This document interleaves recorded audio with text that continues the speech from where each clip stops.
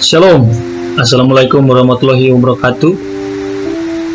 Perkenalkan, saya Jordi Sepang, NIM 21672010002. Saya dari Fakultas Ilmu Sosial dan Politik, Program Studi Ilmu Politik, Universitas Pembangunan Indonesia Manado.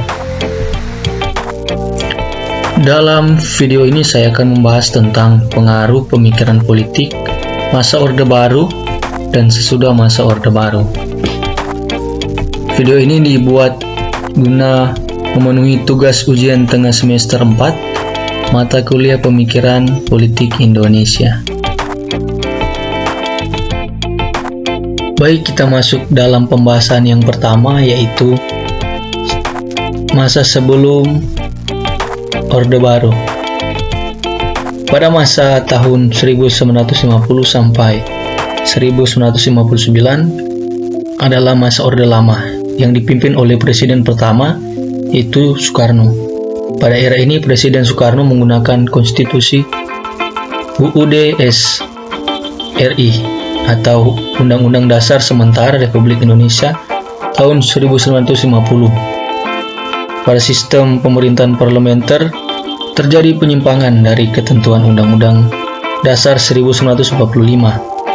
Antara lain, berubah fungsi Komite Nasional Indonesia Pusat dari pembantu presiden menjadi badan yang diserai kekuasaan legislatif dan ikut menetapkan GBHN yang merupakan wewenang MPR. Terjadinya perubahan sistem kabinet presidensial menjadi kabinet parlementer berdasarkan usul BPKNIP didasarkan pada Konstitusi Republik Indonesia Serikat. Pemerintahan yang ditetapkan saat itu adalah sistem parlementer kabinet semu atau quasi parliamentary. Sistem pemerintahan yang dianut pada masa konstitusi RIS bukan kabinet parlementer murni karena parlemen tidak mempunyai kedudukan yang sangat menentukan terhadap kekuasaan pemerintah. Pada masa ini, tidak ada kebebasan mengeluarkan pendapat. Semua lembaga yang ada dibubarkan oleh presiden diganti dengan orang-orang pilihan presiden sendiri. Presiden Soekarno mendeklarasikan diri sebagai presiden seumur hidup. Sebagai akibatnya, berkembang ideologi Nasakom dan Indonesia keluar dari organisasi dunia, yaitu Persekutuan Bangsa-Bangsa atau PBB. Akhir dari masa demokrasi terpimpin adalah pemberontakan PKI pada tahun 1965. Demokrasi terpimpin Soekarno pun melemah akibat tudingan tentara bahwa Partai Komunis Indonesia atau PKI merupakan dalang di balik peristiwa pembunuhan 7 jenderal. Berikutnya yaitu pada masa Orde Baru. Lahirnya Orde Baru dilatar belakangi oleh pergolakan politik Indonesia yang terjadi pada pergolakan politik di Indonesia yang terjadi pada pertengahan 1960-an. Orde Baru adalah sebelum masa reformasi dan sesudah Orde Lama. Pemikiran politik pada masa Orde Baru membawa dampak pada perkembangan politik dan ekonomi. Secara terminologi, Orde Baru berarti suatu tatanan kehidupan seluruh perikehidupan bangsa dan negara yang diletakkan kepada pelaksanaan Pancasila dan Undang-Undang Dasar 1945 secara murni dan konsekuen. Simpulannya, Orde Baru merupakan sistem pemerintahan di Indonesia yang menggantikan zaman sebelumnya yang mendasar atas koreksi terhadap penyimpangan dan ketimpangan. Lahirnya Orde Baru diawali dikeluarkannya Surat Perintah 11 Maret 1966 atau Super Semar oleh Presiden Soekarno kepada Letjen Soeharto saat itu. Surat tersebut berisi instruksi Presiden kepada Letjen Soeharto yang pada saat itu sebagai Menteri Panglima Angkatan Darat untuk mengambil tindakan dalam rangka menjamin keamanan, ketenangan, dan stabilitas pemerintahan demi keutuhan Negara Kesatuan Republik Indonesia. Kemudian pada tanggal 27 Maret 1967, Sidang Istimewa MPRS menetapkan Letjen Soeharto sebagai presiden. Dan pada tanggal 27 Maret 1968, MPRS menetapkan dan melantik Soeharto sebagai Presiden Republik Indonesia secara penuh. Dan pada saat itu, Indonesia memasuki kepemimpinan yang baru yang disebut masa Orde Baru. Orde Baru melakukan beberapa langkah untuk stabilitas politik. Beberapa langkah tersebut membawa pengaruh yang signifikan pada tata politik Indonesia. Langkah-langkah tersebut adalah pemulihan politik luar negeri Indonesia yang bebas aktif, pemulihan hubungan dengan Malaysia, kembali menjadi anggota Perserikatan Bangsa-Bangsa, memprakarsai pembentukan ASEAN, penyederhanaan dan penggabungan partai politik, tentang pemilihan umum, pedoman penghayatan dan pengamalan Pancasila, dan yang terakhir dewi fungsi ABRI. Akan tetapi, ada beberapa kebijakan-kebijakan yang diambil pemerintah masa Orde Baru ternyata tidak berjalan sesuai dengan keinginan masyarakat. Setelah puluhan tahun menjabat sebagai presiden, Soeharto dari tahun 1967 hingga 1998. Dalam kepemimpinan pemerintahan masa Orde Baru, demokrasi tidak terlaksana, tidak ada rotasi kekuasaan eksekutif, pembatasan rekrutmen, dan merajalelanya korupsi, kolusi, dan nepotisme. Pada masa Soeharto, komunikasi antar politik yang menduduki DPR atau MPR tidak lagi bisa menampung aspirasi rakyat. Kekuasaan politik Indonesia berpusat pada presiden. Selain itu, badan legislatif tidak lagi berfungsi sebagai suara rakyat, tetapi mendukung penuh pada presiden. Berikut yaitu adalah hubungan lembaga-lembaga politik di masa Orde Baru. Lembaga kepresidenan yang begitu kuat menjadikan kabinet berada dalam posisi subordinatif. Bahkan parlemen tidak berdaya menghadapi kekuasaan eksekutif, termasuk lembaga peradilan yang tidak bisa berdiri secara independen dan menjadi instrumen kekuasaan rezim Orde Baru. Pengendalian kelembagaan itu dapat digambarkan oleh presiden sebagai berikut. Yang pertama, lembaga kepresidenan yang dominan. Menurut Ramlan Subarki, menyebut ada 5 faktor yang menyebabkan Soeharto menjadi presiden yang powerful, yaitu sebagai berikut. Yang pertama, konstitusi. Undang-Undang Dasar 1945 menempatkan eksekutif yang begitu kuat. Sejumlah pasal dari 13 pasal Undang-Undang Dasar berkaitan dengan kekuasaan yang membuat presiden menjadi powerful dan memegang kunci kekuasaan, baik eksekutif, legislatif, yudisial, kebijakan luar negeri maupun keamanan. Yang kedua, budaya. Dalam budaya atau tradisi Jawa, presiden dipandang sebagai layaknya raja. Dalam berbagai kesempatan, perilaku presiden lebih menggambarkan praktik budaya monarki daripada kepala negara modern. Yang ketiga, otoritas pribadi. Soeharto menjadi sangat kuat karena posisinya sebagai pendiri Orde Baru, pemberantasan kekejauhan PKI, penyelamat bangsa, dan bapak pembangunan. Soeharto jauh lebih powerful dan memiliki otoritas lebih banyak dalam tubuh ABRI karena ia adalah seorang jenderal yang pernah memimpin pasukan. Yang keempat, sistem politik Orde Baru yang bercorak birokratik otoritarian menjadikan presiden bisa memegang kekuasaan penuh dalam bidang ekonomi ataupun politik. Kelima, ekonomi. Kinerja pemerintah Orde Baru dalam pembangunan ekonomi memberikan kesempatan rakyat meningkatkan kesejahteraan. Yang kedua, lembaga peradilan yang tidak independen. Menurut Subarki, selama Orde Baru, lembaga peradilan Indonesia lebih berkaitan dengan persoalan pertumbuhan ekonomi.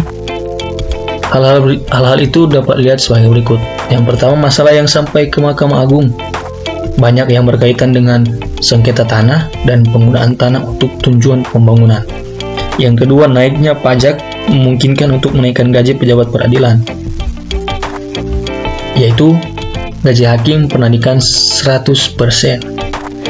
Dan yang ketiga, pemerintah mendirikan 8 PT UN lengkap dengan infrastruktur bangunan hakim dan staf serta berbagai fasilitas di seluruh Indonesia. Kemudian yang berikutnya, hubungan negara dan masyarakat. Selama masa Orde Baru, negara sangat kuat. Tidak ada perubahan yang tidak dimulai dari negara. Masyarakat tidak memiliki ruang partisipasi politik. Masyarakat dimobilisasi oleh negara.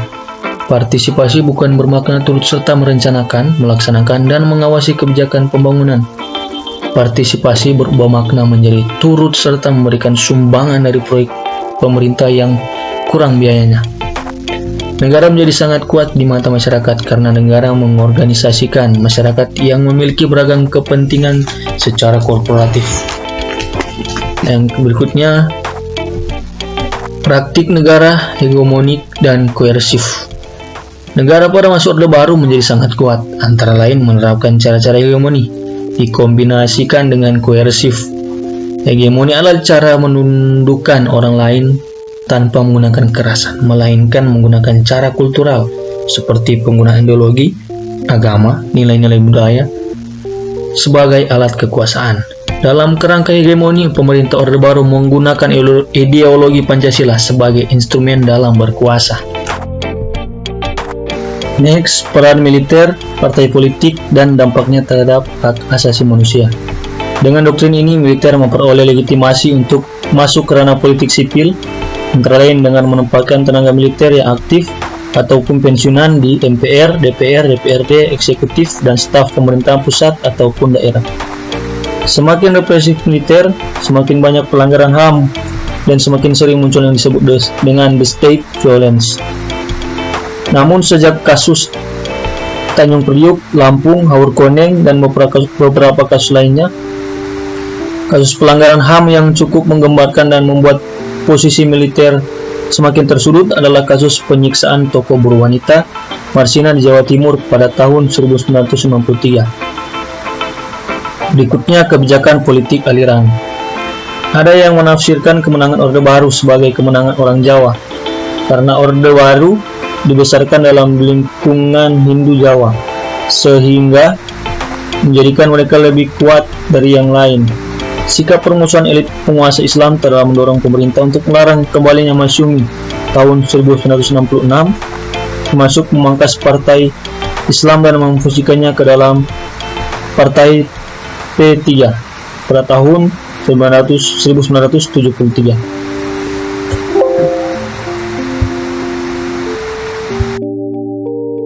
Akhir yaitu terjadinya perubahan masyarakat masa Orde Baru ke masa reformasi dan lahirnya era reformasi. Masa reformasi dimulai pada tanggal 21 Mei 1998 saat Presiden Soeharto mengundurkan diri dan digantikan oleh Wakil Presiden Habibie. Munculnya keinginan untuk melakukan perubahan itu muncul disebabkan oleh dampak negatif dari kebijakan-kebijakan yang dilaksanakan oleh pemerintah Orde Baru. Pada masa Orde Baru, pemerintah berhasil mewujudkan kemajuan pembangunan yang pesat. Namun, kemajuan pembangunan itu ternyata tidak merata. Hal ini tampak dengan adanya kemiskinan di sejumlah wilayah yang justru menjadi penyumbang terbesar devisa negara seperti Riau, Kalimantan Timur, dan Papua. Namun, kebijakan pemerintah Orde Baru yang terlalu memfokuskan pertumbuhan ekonomi ternyata menjadi pemicu terbentuknya mentalitas dan budaya korupsi di kalangan para penjabat Indonesia. Selain itu, pelaksanaan kebijakan politik yang cenderung otoriter dan sentralistik tidak memberikan ruang demokrasi dan kebebasan rakyat untuk berpartisipasi penuh dalam proses pembangunan. Kenaikan harga barang-barang kebutuhan pokok yang tidak terkendali, keadaan kemudian diperparah dengan terkuaknya praktik korupsi, kolusi, dan nepotisme di kalangan para pejabat pemerintah. Krisis finansial yang menyebabkan ekonomi Indonesia melemah dan semakin besarnya ketidakpuasan masyarakat Indonesia terhadap pemerintahan pimpinan Soeharto saat itu yang menyebabkan terjadinya demonstrasi besar-besaran yang dilakukan di berbagai gerakan mahasiswa di berbagai wilayah Indonesia. Trisakti pada 12 Mei tahun 1998 Jadikan gerakan mahasiswa pun meluas hampir di seluruh Indonesia. Di bawah tekanan yang besar dari dalam maupun luar negeri, Soeharto akhirnya memilih untuk mengundurkan diri dari jabatannya pada 21 Mei 1994. Setelah pengunduran diri, Soeharto, Wakil Presiden B.J. Habibie dilantik sebagai presiden dan melakukan berbagai reformasi politik. Pada Februari 1999, pemerintah Habibie mengesahkan Undang-Undang Partai Politik yang mencabut pembatasan jumlah partai atau parpol. Sebelumnya pada masa Soeharto hanya 3 partai politik yang diperbolehkan. Parpol juga tidak diwajibkan berideologi Pancasila. Hal ini mengakibatkan partai politik bermunculan dan beberapa di antaranya akan bersaing dalam pemilihan legislatif 99. Pada Mei 99, pemerintahan Habibie mengesahkan Undang-Undang Otonomi Daerah yang merupakan langkah pertama dalam desentralisasi pemerintahan Indonesia dan memungkinkan provinsi-provinsi untuk lebih berperan dalam mengatur daerahnya.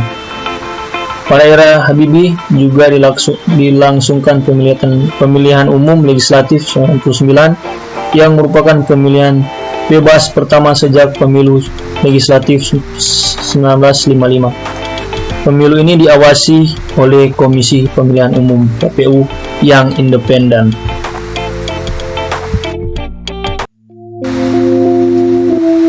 Demikian pemaparan materi dari saya tentang pengaruh pemikiran politik masa Orde Baru dan sesudah Orde Baru. Kiranya materi ini dapat bermanfaat bagi saudara-saudara. Terima kasih. God bless you.